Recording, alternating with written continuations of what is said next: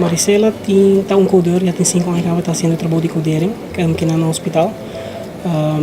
Eta onde é o único que não tem nossa aldeia, o que não tem é CIMA certificeerd, dus ela passa su test, su examen, ela heeft die eigen initiatief, lo qual é fantástico, que onde ponto não que apoio que você você é echt merece o mirar como medewerker na maand, dus aqui. Besides esse, eta hobby servicial que os clientes não que bem se can nós aqui dentro, pero também eta hobby bom com seu colega não. Dus samenwerking, ajuda não que trabalho essa dona overleg, de explicação de diferentes codes não para que cantor com de certa maneira, dus é echt persoon hobby essencial para nós aqui dentro. Ik vind het ook heel erg leuk, daar sluit ik me volledig aan bij Steven, dat jij die opleiding hebt gedaan. Het is een serieuze opleiding.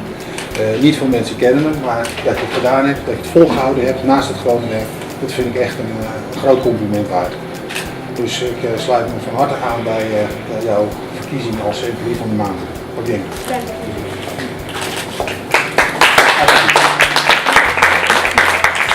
Binnen de medische administratie worden eigenlijk alle dossiers gearchiveerd. Je ziet hier rijen vol met meters van papier.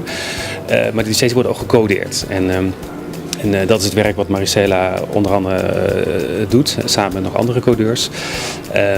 We zijn een jaar of, ik denk in 2013 zijn we begonnen met een nieuwe manier van coderen.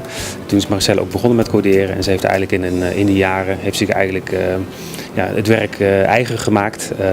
Is denk ik nu een van degenen die het beste de standaarden kent en ze ook toepast voor het coderen. Dus dat werk doet ze heel erg goed. Ze heeft samen met andere codeurs een opleiding gevolgd, maar als enige heeft ze de certificering behaald in eigen tijd. Dus daar heeft ze in eigen tijd ontzettend hard aan gewerkt. Op die manier kan ze eigenlijk het coderen nog beter doen en daarin ook anderen helpen.